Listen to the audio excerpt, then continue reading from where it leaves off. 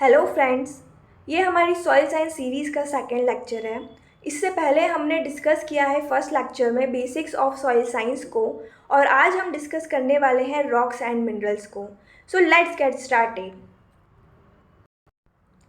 तो आइए हम जानते हैं कि मिनरल्स होते क्या हैं। जो मिनरल्स होते हैं वो नेचुरली ऑकर होते हैं, मतलब जो भी नेचुरल प्रोसेस है उनसे मिनरल्स बनते हैं। वो होमोजीनियस एलिमेंट से बनते हैं, मतलब एक ही तरह के एलिमेंट जो होते हैं उनसे बनते हैं, और इनऑर्गेनिक कंपाउंड्स होते हैं। जो मिनरल्स होते हैं उनका एक डेफिनेट केमिकल कंपोजिशन होता है और एक कैरेक्टरिस्टिक ज्योमेट्रिक फॉर्म होती है जिसमें वो अपने आप को अरेंज करते हैं। जैसे कि अगर हम बात करें कि ओलेवाइन मिनरल की, तो उसका फॉर्मूला होता है Fe Mg2SiO4। तो जब भी हम ओलेवाइन मिनरल की बात करेंगे तो हमेशा उसकी जो केमिकल कंपोजिशन है वो यही रहने वाली है। तो इसलिए हम बोलते हैं कि जो मिनरल्स होते हैं उनकी एक डेफिनेट केमिकल कंपोजिशन होती है और एक ज्योमेट्रिकल फॉर्म होती है। तो आखिर ये मिनरल्स बनते कैसे हैं? जब भी मॉल्टन मैग्मा, मतलब जो लावा होता है, वो सॉलिडिफाई होता है तो उसके अंदर बहुत सारे एलिमेंट्स प्रेजेंट होते हैं जो अपने आप को फ्रीली अरेंज कर लेते हैं। किस बेसिस पे? दो बेसिस पे, या तो अट्रैक्टिव फोर्सेस के बेसिस पे या फिर उनके ज्योमेट्रिकल फॉर्म के बेसिस पे। इसको हम और बेटर तरीके से समझते हैं। जैसे कि जो सिलिकॉन होता है उसका चार्ज होता है 4+, और इसे न्यूट्रलिटी अटेन करने के लिए सिर्फ दो ऑक्सीजन्स की ज़रूरत होती है, क्योंकि ऑक्सीजन पे चार्ज होता है 2 नेगेटिव। तो दो ऑक्सीजन्स मतलब इसका चार्ज हो गया -4। तो सिलिकॉन और ये दोनों आपस में मिलकर न्यूट्रलिटी अटेन कर लेंगे, +4 और -4। लेकिन इसे ज्योमेट्रिकल अटेन करने के 4 ऑक्सीजन्स की ज़रूरत पड़ती है, जो कुछ इस तरह से अरेंज होते हैं।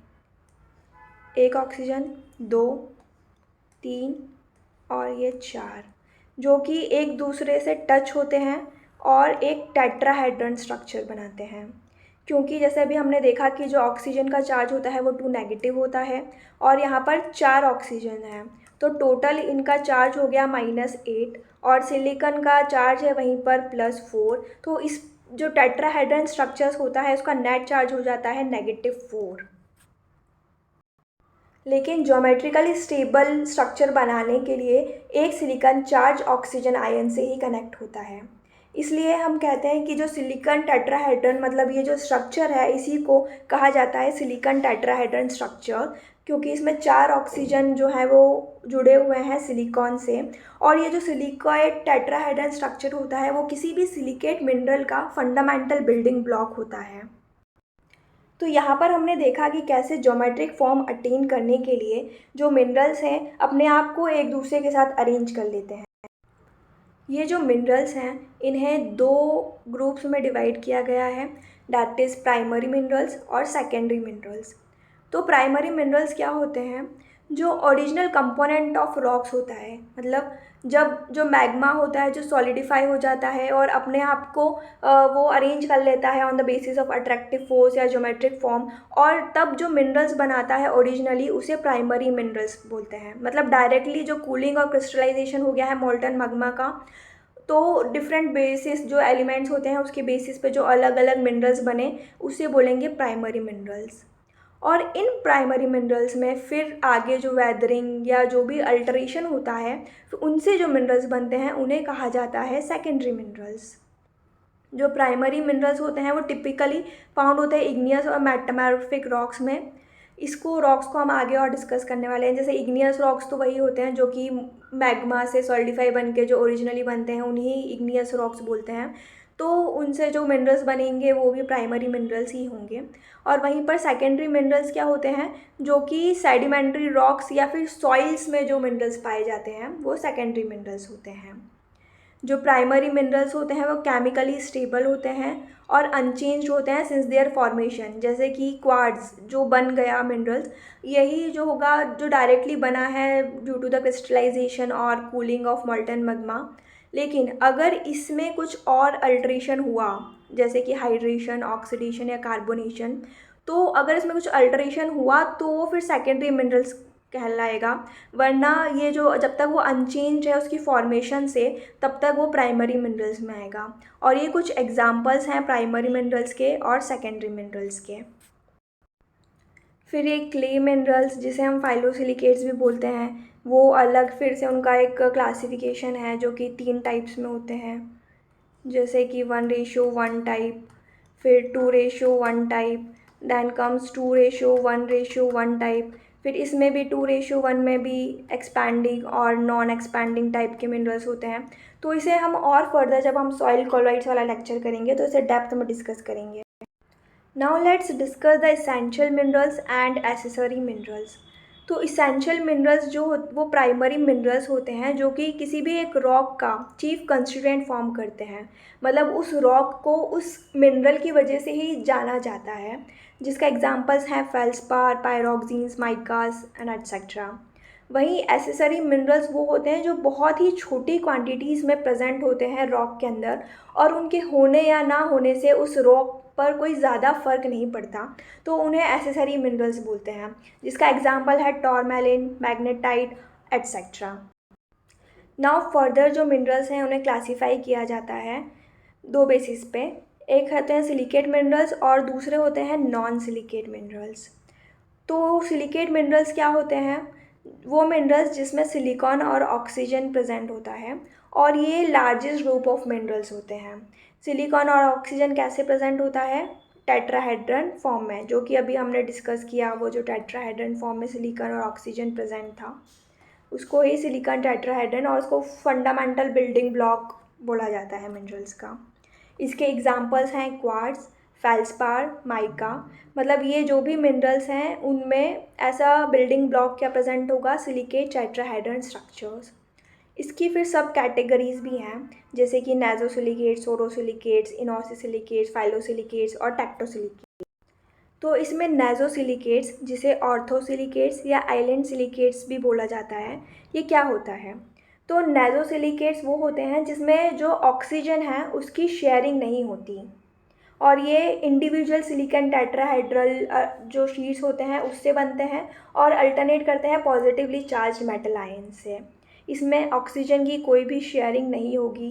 SiO4 और 4 नेगेटिव जो हमने देखा था ये कैसे बना था, तो इसमें ऑक्सीजन की कोई शेयरिंग नहीं होगी। जिस मिनरल में उसे नाइजोसिलिकेट्स की कैटेगरी में डाला जाएगा, जिसके एग्जांपल्स हैं ओलिवाइन, फेलाइट, फॉस्फराइट एटसेट्रा। फिर आते हैं सोरोसिलिकेट्स, जिसमें एक ऑक्सीजन की शेयरिंग होती है, और इसका एग्जांपल है epidote. Then comes the inosilicates. इन्हें चेन सिलिकेट्स भी कहा जाता है, जो कि 2 टाइप्स में डिवाइड होते हैं, दैट इज़ पायरोक्सीन्स और एम्फीबोल्स। जो पायरोक्सीन्स होते हैं वो सिंगल चेन सिलिकेट्स होते हैं, और जो एम्फीबोल्स होते हैं वो डबल चेन सिलिकेट्स होते हैं। तो जो पायरोक्सीन्स होता है उसमें 2 ऑक्सीजन की शेयरिंग होती है, और जो एम्फीबोल्स होते हैं उसमें अल्टरनेट, जैसे पहले 2 ऑक्सीजन की शेयरिंग होगी, फिर 3 ऑक्सीजन की शेयर होंगी, देन अगेन 2 ऑक्सीजन शेयरिंग होगी, 3 ऑक्सीजन शेयरिंग होगी। इस तरह से जो अल्टरनेट 2 और 3 ऑक्सीजन शेयरिंग जिसमें होती है उसे एम्फीबोल्स बोलते हैं, और जिसमें 2 ऑक्सीजन की शेयरिंग होती है उसे पायरोक्सीन्स बोलते हैं। और ये जो इनोसिलिकेट्स होते हैं वो चेन सिलिकेट्स होते हैं। तो ये आप याद रखिएगा कि चेन सिलिकेट्स किसे कहा जाता है, तो वो इनोसिलिकेट्स होते हैं। Then comes the most important, that is phyllosilicates. इन्हें शीट सिलिकेट्स भी कहा जाता है, और ये मैंने कहा कि बहुत इंपॉर्टेंट इसलिए हो जाते हैं क्योंकि इसके अंदर क्ले सिलिकेट्स आते हैं, और जनरली जो हम एग्जाम्स में क्वेश्चंस देखते हैं कि 1:1 टाइप मिनरल कौन सा है, कैओलिनाइट, 2:1 कौन सा है, एक्सपैंडिंग टाइप कौन सा है, नॉन एक्सपैंडिंग टाइप कौन सा है, तो वो सब फाइलोसिलिकेट्स में आते हैं उनके एग्जाम्पल्स।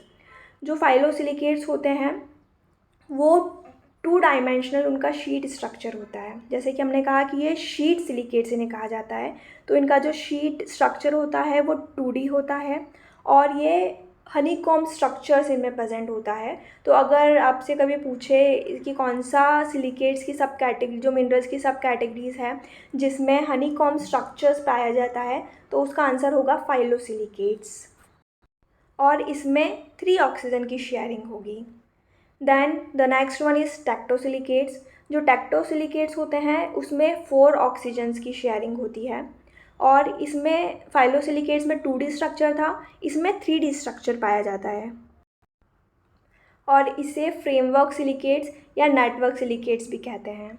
इसके एग्जांपल्स हैं फेल्स्पा, जो भी SiO2 ग्रुप है, जैसे कि क्वार्ट्ज, ट्राइडमाइट और क्रिस्टोबेलाइट, ये सब टेक्टोसिलिकेट्स के एग्जांपल हैं। तो अब नॉन सिलिकेट मिनरल्स क्या होते हैं? जैसे कि हमने देखा था कि वो मिनरल्स जिसमें सिलिकॉन और ऑक्सीजन टेट्राहेड्रल प्रेजेंट होता है उसे सिलिकेट मिनरल्स बोलते हैं। तो वो मिनरल जिसमें ये प्रेजेंट ना हो, सिलिकॉन ऑक्सीजन टेट्राहेड्रल, उसे नॉन सिलिकेट मिनरल्स बोलेंगे। इसके एग्जांपल्स जैसे कि आप ये देख सकते हैं, हेमेटाइट, जियोथाइट, लिमोनाइट, कैल्साइट, और ये किस ग्रुप के अंदर आते हैं वो भी यहाँ पर मेंशन है। तो मेन डिफरेंसेस क्या होता है सिलिकेट मिनरल और नॉन सिलिकेट के बीच में, वो ये वही कि सिलिकॉन और ऑक्सीजन अगर उसमें प्रेजेंट है तो उसे सिलिकेट मिनरल्स बोलेंगे, और अगर वो एब्सेंट है तो उसे नॉन सिलिकेट मिनरल्स बोलेंगे। और जो majority of the earth crust पे जो मिनरल्स पाए जाते हैं वो ये सिलिकेट मिनरल्स ही होते हैं। वहीं पे जो नॉन सिलिकेट मिनरल्स होते हैं उनका भी एक बहुत डाइवर्स ग्रुप है और बहुत सारी इंडस्ट्रियल एप्लीकेशंस भी हैं उनकी, लेकिन वो कम एबंडेंट है अर्थ क्रस्ट पे as compared to the silicate minerals. Okay, so let us now discuss the resistance of minerals towards weathering based on their hardness. तो ये क्वेश्चन बहुत बार पूछा जाता है कि मोस्ट वेदर्ड मिनरल कौन सा है, लीस्ट वेदर्ड मिनरल कौन सा है, जिसमें जनरली जैसे जिप्सम का एग्जाम्पल क्वेश्चन बहुत बार आया है। फिर क्वार्ट्ज, तो जो मोस्ट वेदर्ड मिनरल होता है उसमें ऑप्शंस होते हैं, जिसमें से कि जैसे यहाँ पर टोपाज नीचे के ऑप्शंस नहीं होते हैं, क्वार्ट्ज को ही जनरली ऑप्शंस में कोट किया जाता है। तो जो मोस्ट रेजिस्टेंट टू वेदरिंग होता है उसमें क्वार्ट्ज लिख देते हैं। फिर लीस्ट रेजिस्टेंट टू वेदरिंग जैसे कि टाक, ये लीस्ट रेजिस्टेंट टू वेदरिंग होता है। इसे हम एक फिंगर नेल से ही उसे स्क्रैच कर सकते हैं। और ये तो सभी जानते हैं कि जो सबसे हार्डेस्ट ऑफ द मिनरल्स होता है वो डायमंड होता है। और जैसे कि क्वार्ट्ज है, यहाँ सारे जो भी मिनरल्स हैं उसका एक पिक्चर भी है तो आप देख सकते हैं। तो क्वार्ट्ज जो होता है वो ग्लास को भी आप स्क्रैच कर सकते हैं इस क्वार्ट्ज से, इतना ये हार्ड होता है मिनरल। तो ये इसका सीक्वेंस में है minerals on the basis of their hardness. सबसे लीस्ट रेजिस्टेंट टू वेदरिंग हो जाएगा टॉक, अगर वो ऑप्शन में नहीं है तो gypsum, then calcite, fluorite, apatite, feldspar and so on. So this is it for the minerals lecture. इसके आगे हम सेकेंड पार्ट में कंटिन्यू करने वाले हैं रॉक्स को। So please stay tuned. Thank you.